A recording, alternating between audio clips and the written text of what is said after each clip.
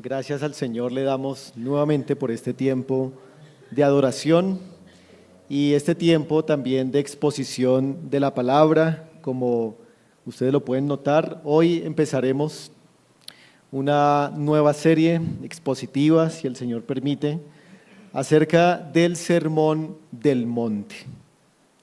Y quisiera empezar, hermanos, preguntándoles si alguna vez ustedes han escuchado la siguiente pregunta o la siguiente frase, y es: pero yo pensé que usted era cristiano, pero yo pensé que usted era cristiano. Espero que ninguno de nosotros la haya tenido que escuchar, porque es una frase que en el peor de los casos nos está dando a entender que hemos hecho algo o que hemos dicho algo que no es propio de un cristiano. Así que es muy lamentable si en algún momento alguien nos ha dicho: pero yo pensé que tú eras un cristiano. Claramente, hermanos, los no creyentes saben que los cristianos tienen cierto comportamiento, tienen cierta conducta que se espera de ellos. Y por eso ellos son capaces de hacernos estas preguntas cuando no nos hemos comportado como conviene a ser cristianos.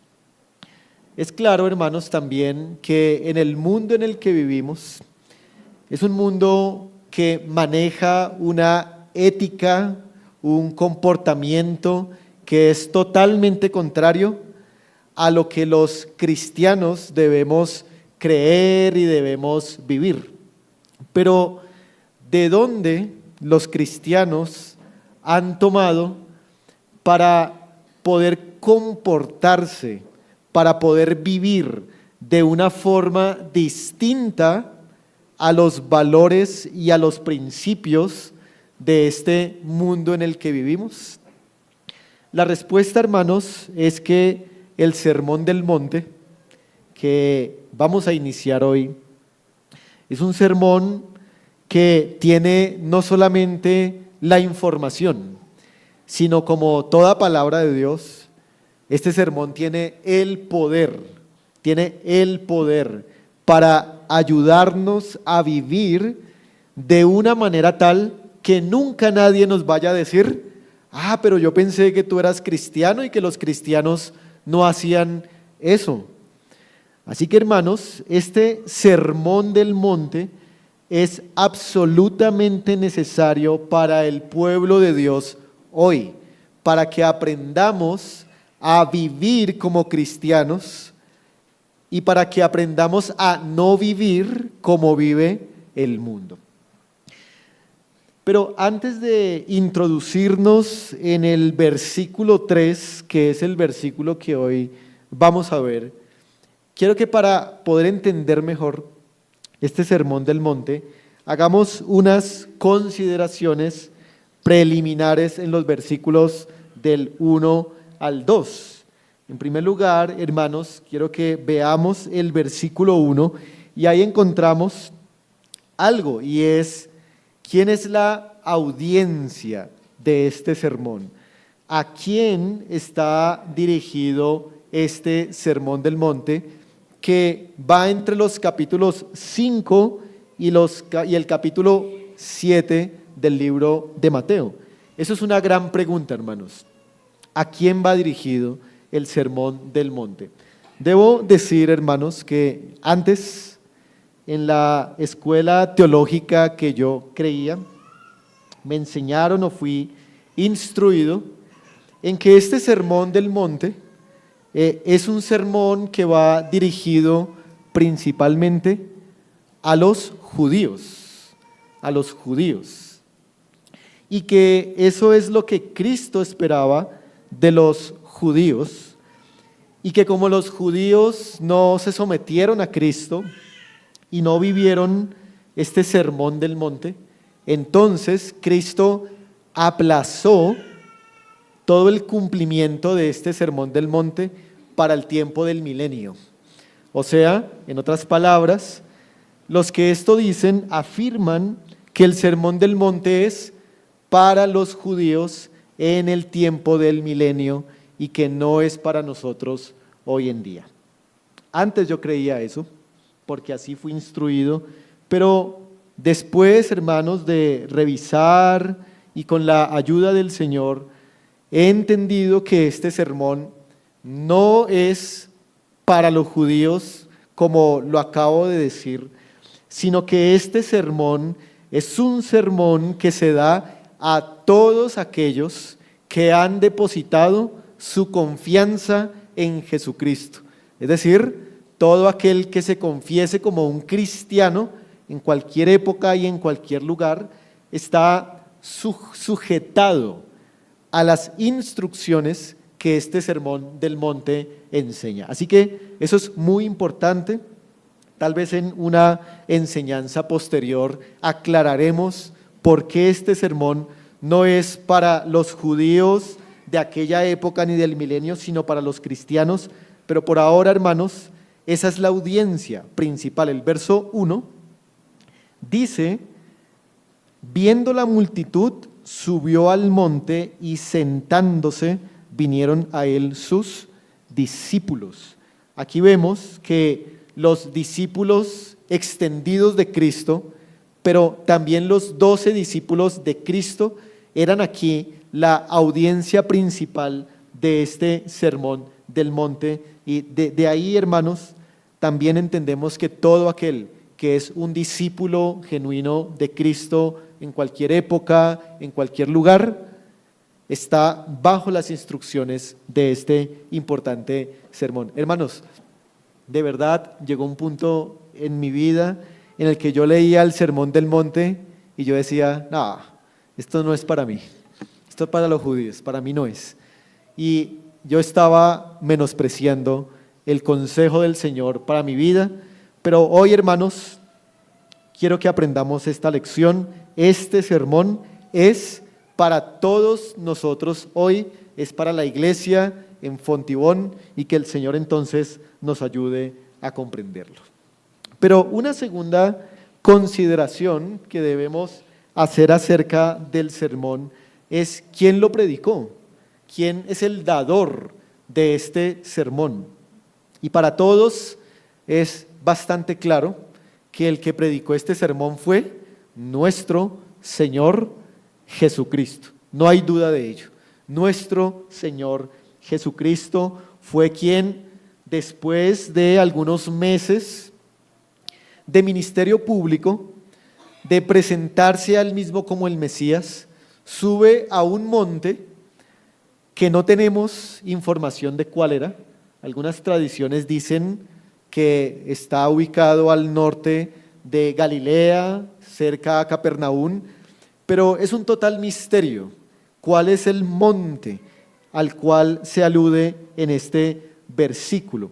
Pero el verso 1 nos dice que Cristo sube al monte y se sienta, y estando sentado es donde empieza a pronunciar este importante sermón. Este detalle, hermanos, de que Cristo se ha sentado en este monte, tiene mucho significado para nosotros hoy.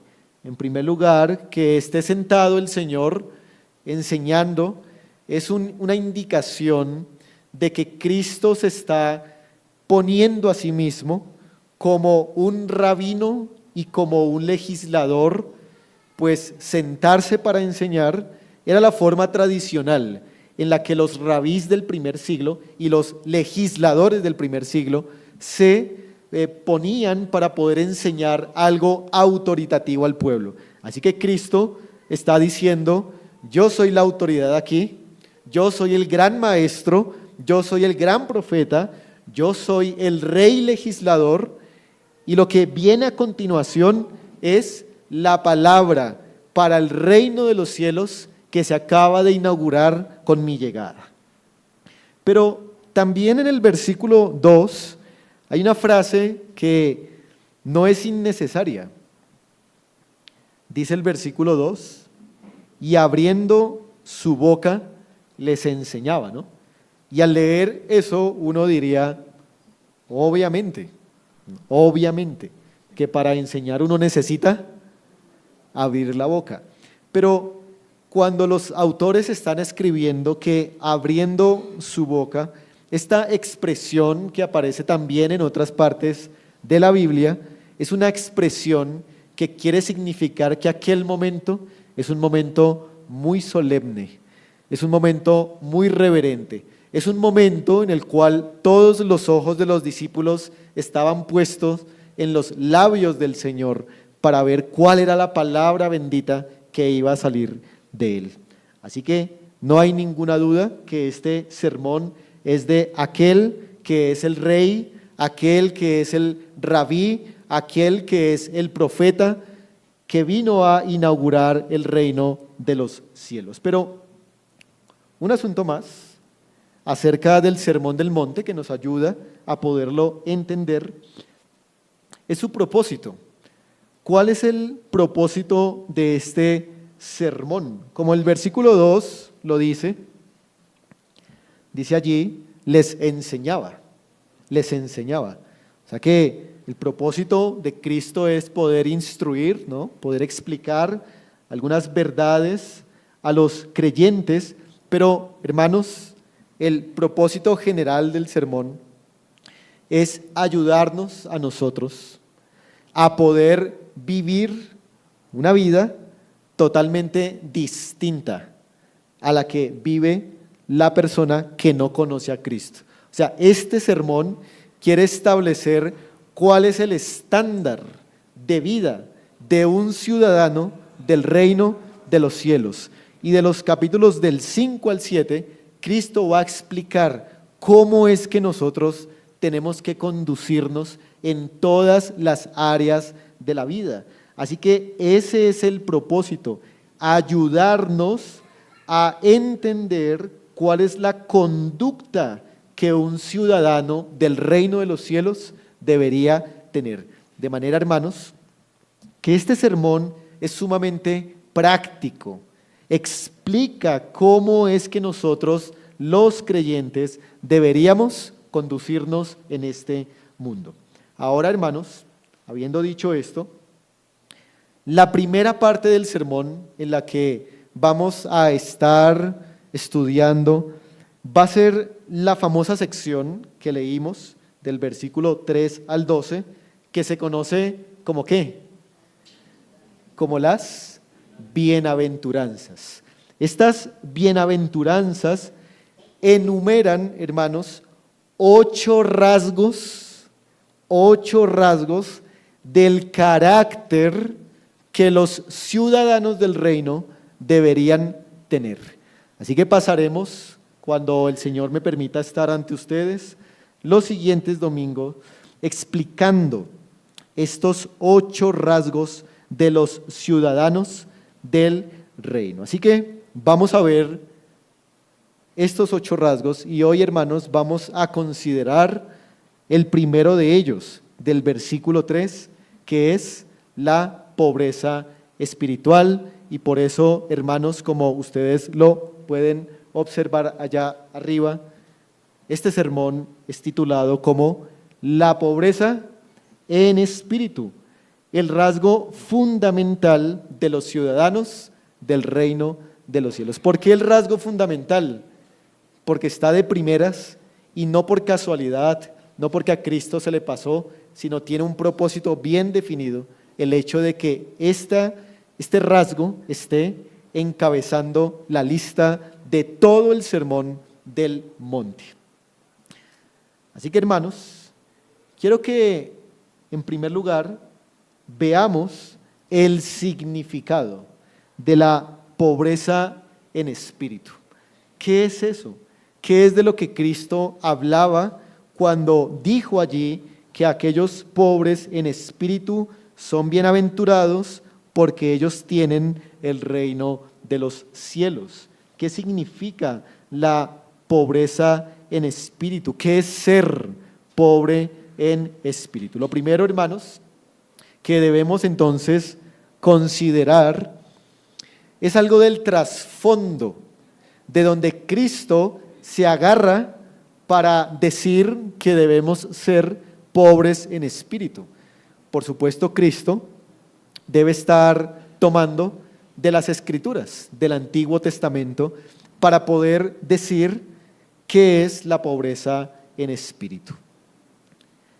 La palabra pobre, si usted la consulta en una concordancia, usted la va a encontrar en el Antiguo Testamento muchas veces, y cuando la palabra pobre se utiliza en los 5 primeros libros de la Biblia, usted va a encontrar que la palabra pobre se refiere principalmente a la condición económica o socioeconómica de alguien.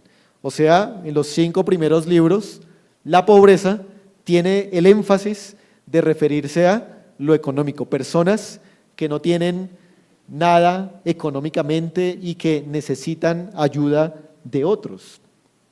Esta situación económica en la que no se tiene nada, según estos libros del principio de la Biblia, es una situación que pone a las personas en tristeza, en desesperación, y estas personas entonces son llevadas en esta condición a clamar al único que les puede ayudar, y este es al Señor.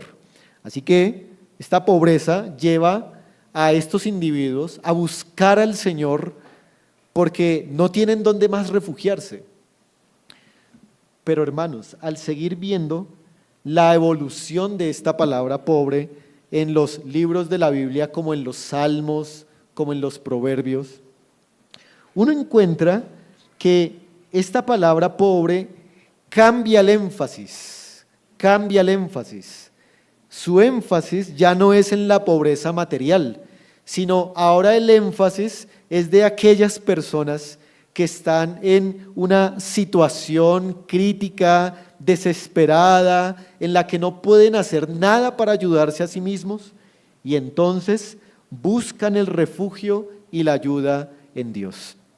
Yo creo, hermanos, que es con esta segunda acepción de la palabra pobre que el Señor Jesucristo está usando el término allí, y por eso Él tiene que ponerle apellido a la palabra pobre para que entendamos, y es pobres en espíritu, pobres en espíritu.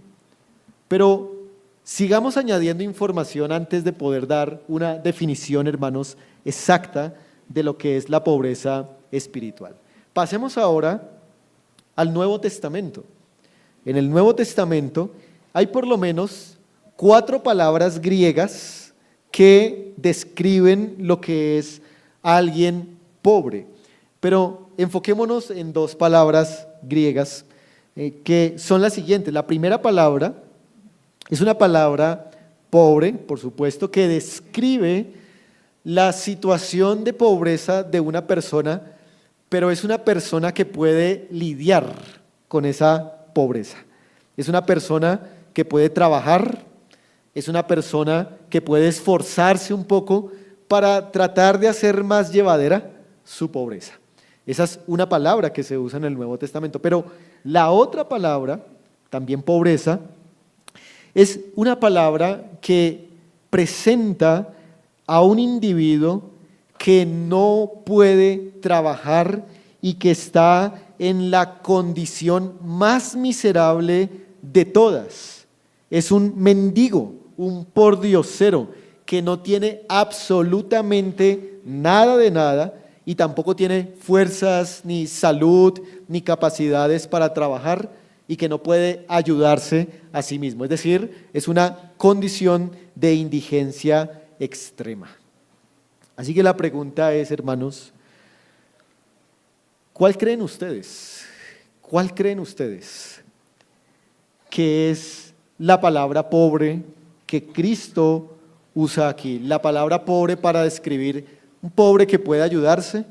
¿O la palabra pobre que describe un pobre que está en condición de indigencia extrema? Bueno, el Señor ha usado la palabra que describe a alguien en una condición de indigencia extrema. Esa es la palabra que Cristo usa aquí. De manera, hermanos, que con estos datos podemos tratar de armar la siguiente definición. ¿Qué es entonces el pobre en espíritu? ¿Qué es la pobreza espiritual? Vamos a definirlo así.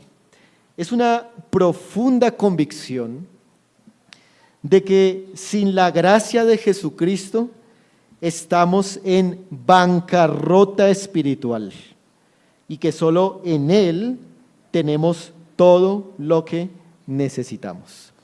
Nuevamente, hermanos, esta definición nos dice que la pobreza espiritual es una profunda convicción de que sin la gracia de Jesucristo estamos en bancarrota espiritual, indigencia extrema, es eso. Y que solo en Él, en Cristo y en su riqueza, tenemos todo lo que necesitamos. Así que, hermanos, la ilustración, la imagen que nos ayuda a poder definir la pobreza en espíritu es la de un mendigo, es la de alguien en absoluta condición de miseria, alguien que está en las calles y que no tiene absolutamente ningún bien, que no puede hacer nada, que no vale nada y que no hay nadie que lo pueda ayudar, a excepción de uno, por supuesto, el Señor Jesucristo. Así que, hermanos, la pobreza espiritual es este reconocimiento de que en nuestro espíritu, en nuestra naturaleza, estamos en una bancarrota espiritual, que no tenemos nada, que no podemos hacer nada, que no somos valiosos en sí mismos y que las cosas materiales que usted tiene no determinan el nivel espiritual que usted tiene. Es decir, no importa que usted tenga bienes en este mundo, no importa que usted tenga prosperidad material, no importa que usted tenga los bienes que la mayoría de nosotros quisiéramos tener, como casa, como carro, como unas buenas vacaciones. Esas cosas, hermanos, no definen el nivel espiritual en el que nosotros estamos. Es una gran equivocación enseñada por la teología de la prosperidad pensar que si tenemos bienes de este mundo y que si nos va bien económicamente es porque estamos bien espiritualmente. Eso es una gran mentira y no siempre es así. Así que esta pobreza espiritual no depende necesariamente de nuestra condición material externa.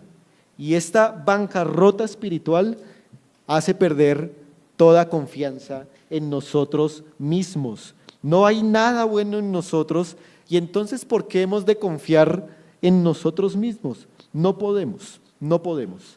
Vamos a mirar un ejemplo en Filipenses, capítulo 3.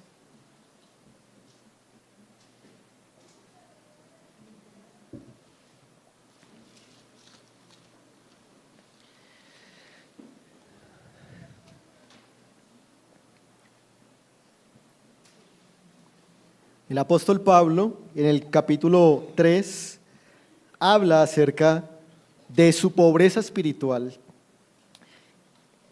pero él habla aquí de cómo no tenemos que confiar ni medir nuestra condición con base en las cosas externas de esta vida. Filipenses capítulo 3, versículo 3 al final y luego el 7 y el 8 dicen así. 3:3 al final, no teniendo confianza en la carne, verso 7, pero cuántas cosas para mí eran ganancia, las he estimado como pérdida por amor de Cristo, y ciertamente aún estimo todas las cosas como pérdida, por la excelencia del conocimiento de Cristo Jesús. Hasta ahí.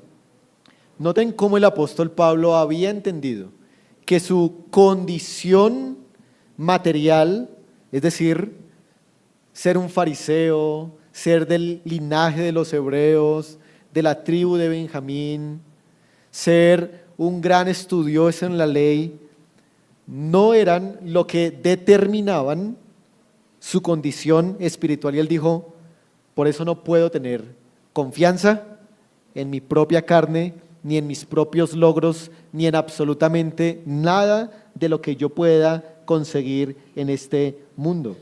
Pablo había perdido la confianza en sí mismo cuando entendió que esas cosas no eran la razón de verdadera riqueza espiritual.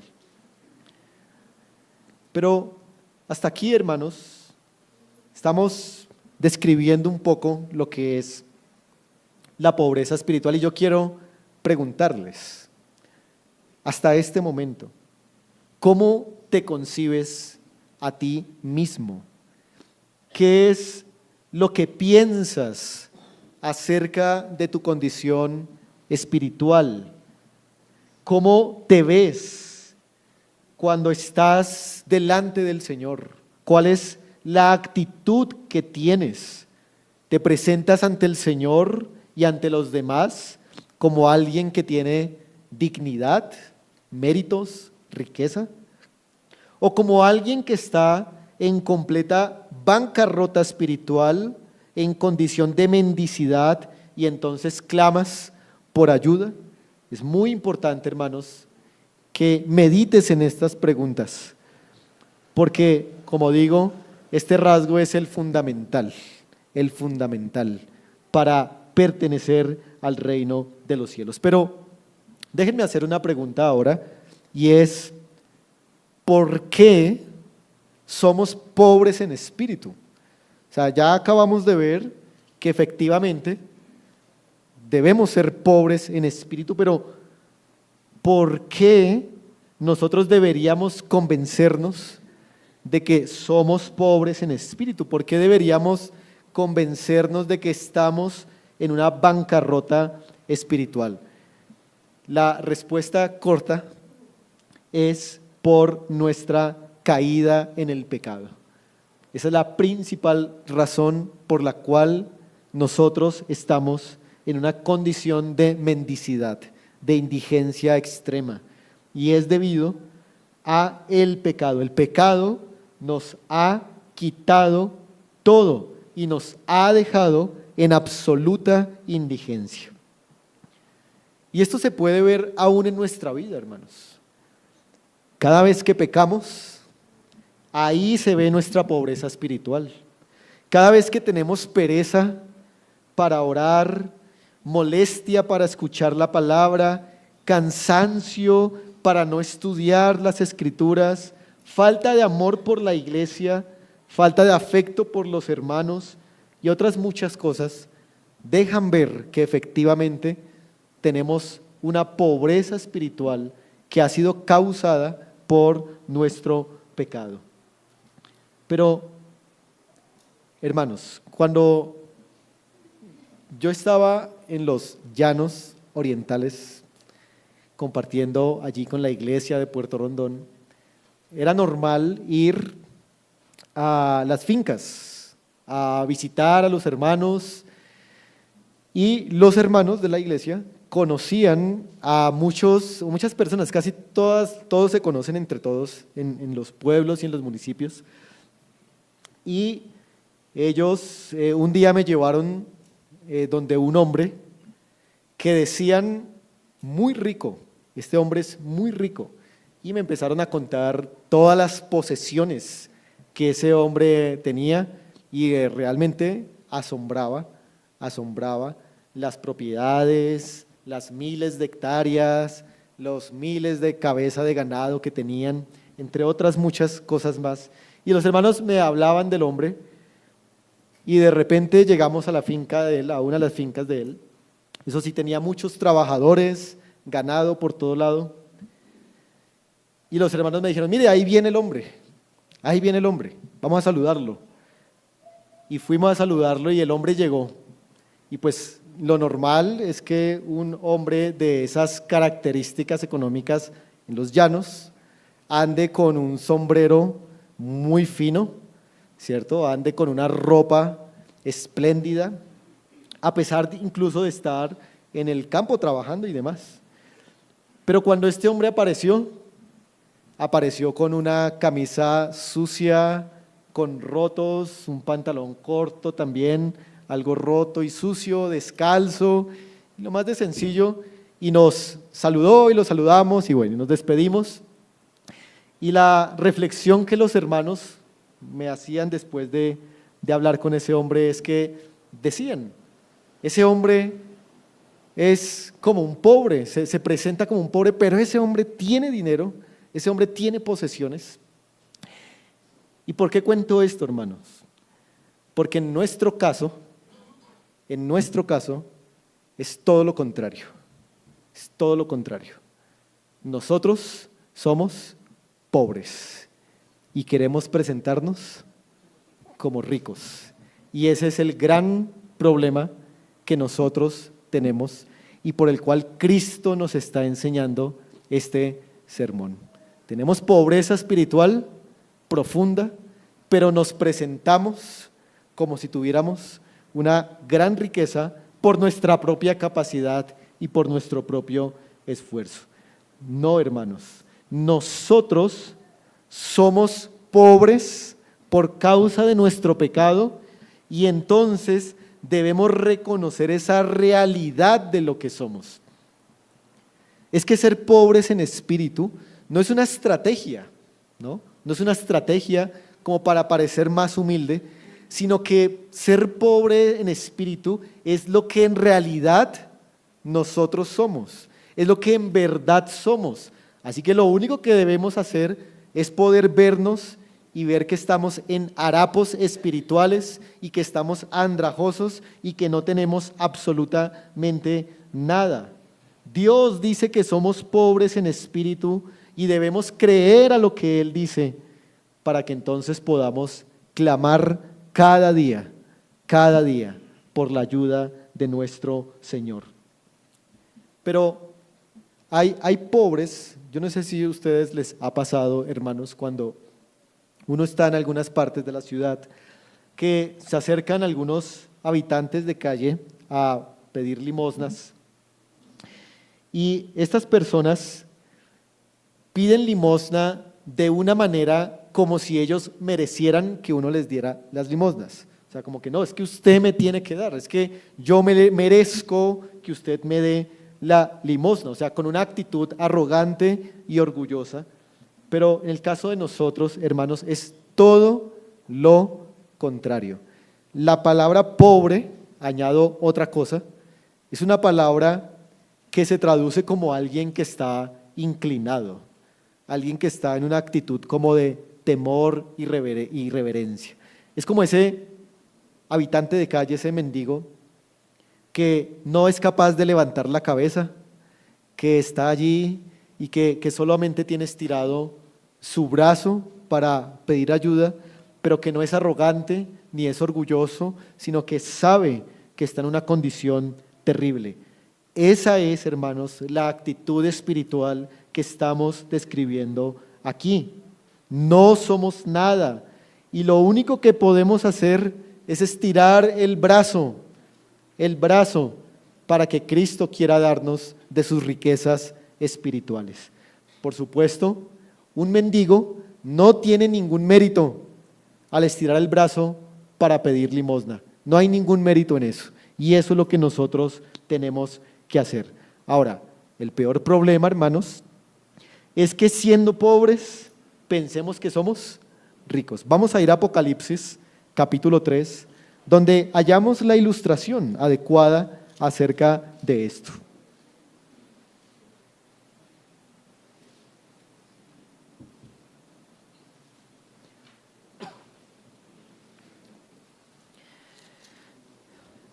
Apocalipsis, capítulo 3, versículo 17. Ahí está, hermanos, la iglesia de la Odisea, una iglesia que tenía comodidades económicas, pero miren lo que Cristo les objeta. versículo 17, dice: porque tú dices, yo soy rico y me he enriquecido y de ninguna cosa tengo necesidad, y no sabes que tú eres un desventurado, un miserable, un pobre, un ciego y desnudo.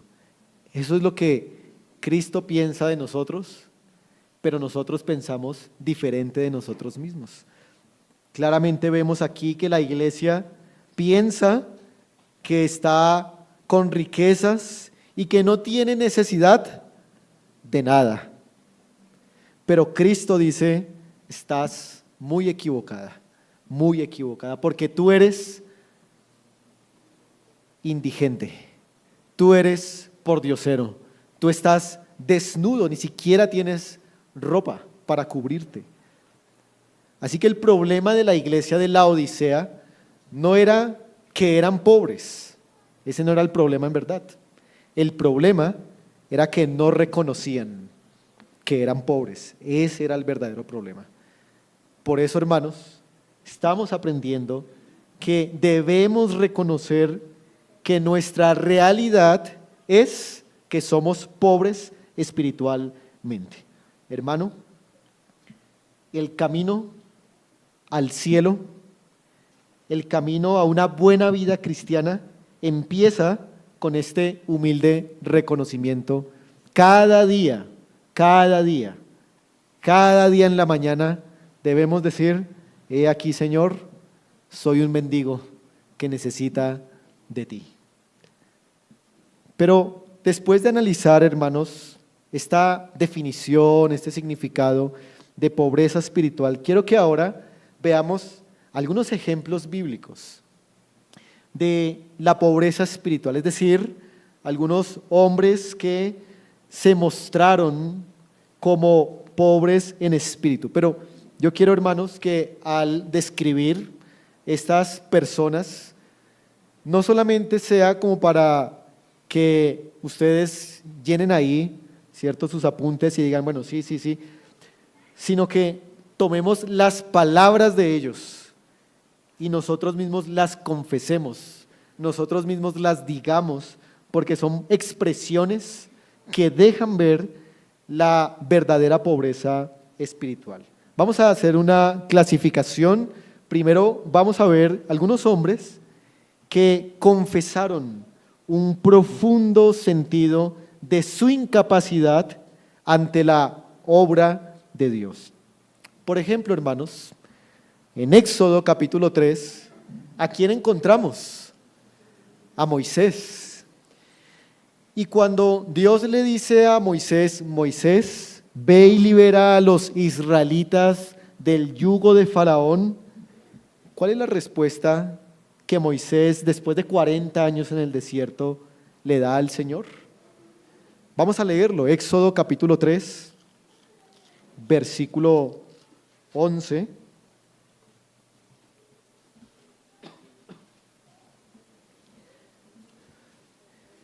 Éxodo capítulo 3, verso 11, dice Moisés a Dios: ¿quién soy yo para que vaya a Faraón y saque de Egipto a los hijos de Israel? ¿Quién soy yo? Esa frase, hermanos, es una frase que expresa muy bien la pobreza espiritual. Debemos aprenderla, que se quede en nuestra mente y en nuestro corazón. Y ante cada mandamiento de Dios debemos decir: Señor, ¿quién soy yo? No tengo la capacidad espiritual para cumplir absolutamente nada de lo que tú has pedido. ¿Quién soy yo? Pero en nuestra sociedad, ¿qué es lo que se dice? Usted no sabe quién soy yo. Muy contrario. La ética del mundo es muy contraria a la ética de Cristo.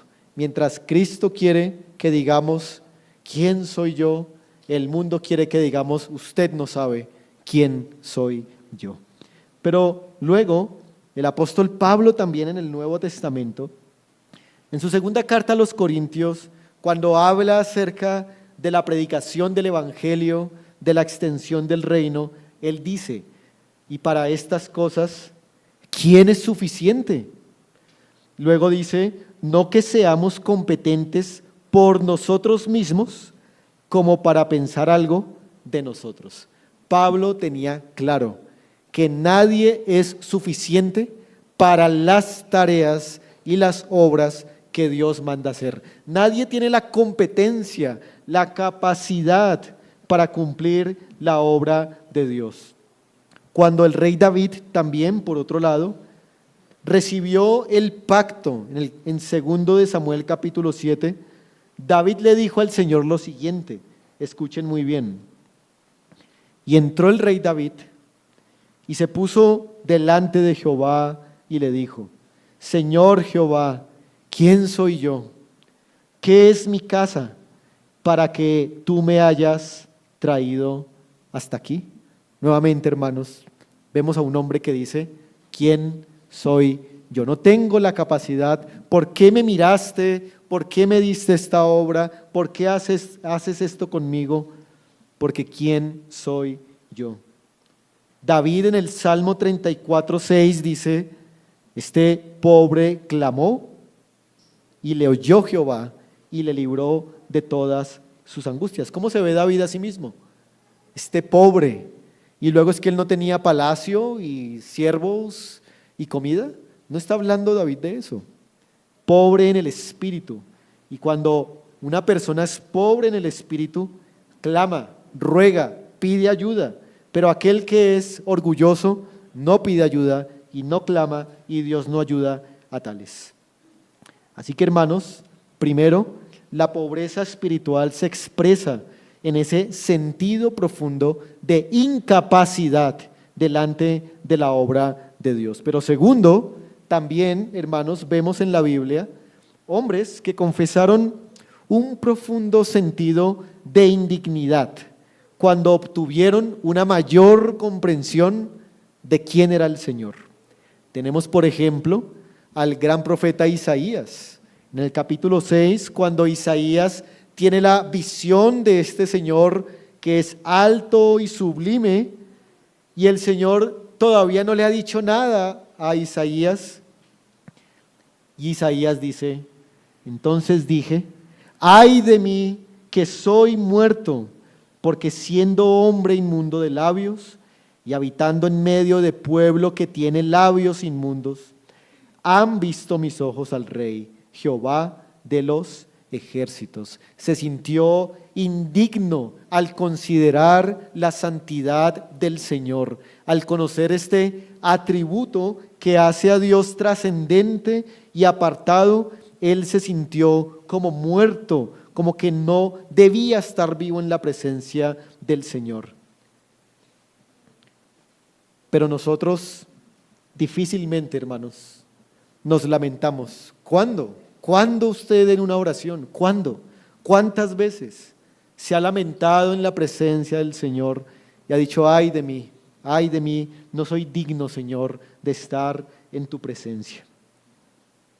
Pero luego también vemos otro ejemplo, el apóstol Pedro, cuando el Señor realiza la pesca milagrosa, en Lucas 5:8, dice la Escritura, viendo esto Simón, Pedro, cayó de rodillas ante Jesús, diciendo, apártate de mí, Señor, porque soy hombre pecador. No soporto, Señor, que un ser tan santo como tú esté junto a un pecador tan miserable como yo. Él se veía como indigno, como muerto en la presencia del Señor. Esa es la pobreza espiritual. Pero también otro ejemplo, hermanos, tenemos al centurión. El centurión, Mateo capítulo 8, era un soldado que era jefe de 100 soldados. O sea, un hombre con autoridad, un hombre con casas, un hombre con siervos, un hombre con riquezas de este mundo. Pero este centurión va donde el Señor y le dice, Señor, sana a mi siervo, sánalo, Señor, porque está a punto de morir. Y el Señor le dice, espérame, y luego le dice, pero Señor, no soy digno que entres bajo mi techo. Di la palabra y mi siervo sanará. No soy digno de que entres en mi techo. Un soldado, un gentil, que era rico en lo material, pero tenía una profunda pobreza espiritual. Así que, hermanos, la pobreza espiritual se expresa teniendo este sentido de indignidad ante el Señor Jesucristo. Pero tercero, hermanos, hombres también confesaron un profundo sentido de insignificancia delante del Señor a lo largo de su caminar cristiano. Tenemos, por ejemplo, al apóstol Pablo. Cuando el apóstol Pablo escribió su carta a los romanos, Pablo ya llevaba casi 30 años de vida cristiana. Y a los 30 años de vida cristiana, Dios había ya madurado a este hombre. Y lo que este hombre maduro dice es lo siguiente: yo sé, dijo Pablo en Romanos 7:18, yo sé que en mí, esto es, en mi carne, no mora el bien. Y luego termina diciendo, miserable de mí, miserable de mí. Pablo se ve a sí mismo como alguien insignificante debido a su pecado delante del Señor. Pero el ejemplo también que nos es útil está en Lucas 18. Vamos allí, hermanos, acompáñenme a este pasaje. Lucas 18.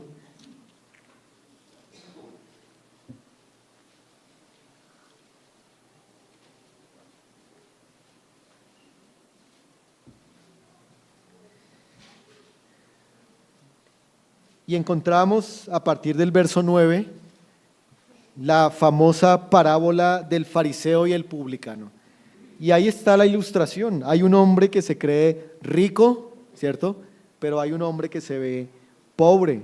Y en el versículo 13 dice, mas el publicano, estando lejos, no quería ni aun alzar los ojos al cielo, sino que se golpeaba el pecho diciendo, Dios, sé propicio a mí, pecador. O en otras palabras, Dios, ten piedad de mí, que soy un pecador. Hermanos, ¿no es ese el ruego de un mendigo?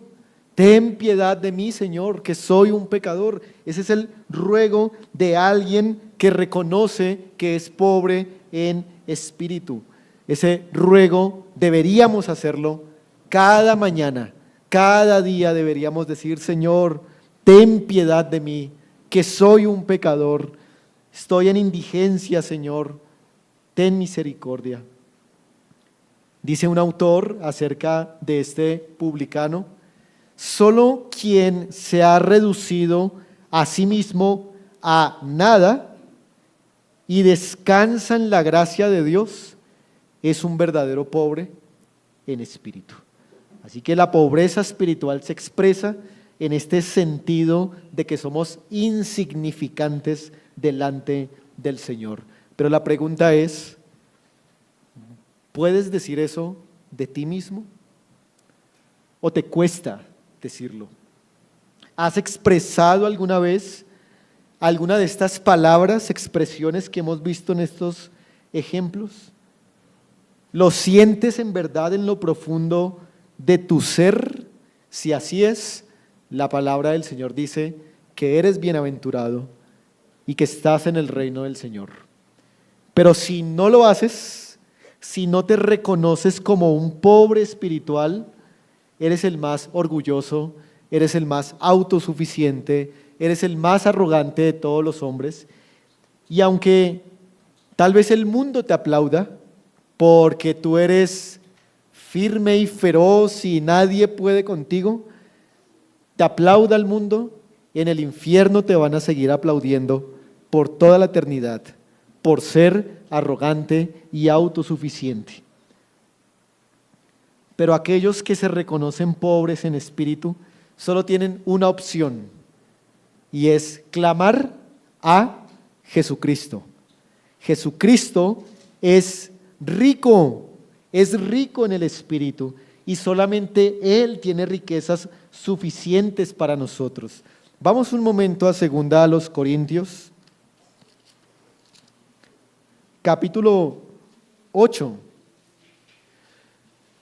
un versículo que es importante tenerlo presente.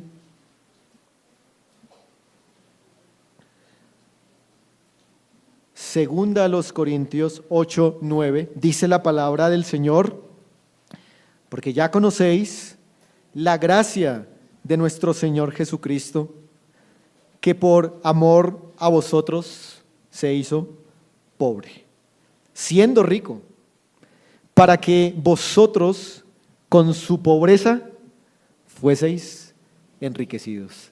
Hermanos, cada día clamando por Jesucristo es que tendremos verdadera riqueza espiritual. Un día que no clamemos al Señor por ayuda es un día que nos vemos como arrogantes, como autosuficientes. No necesitamos a Cristo de ese día.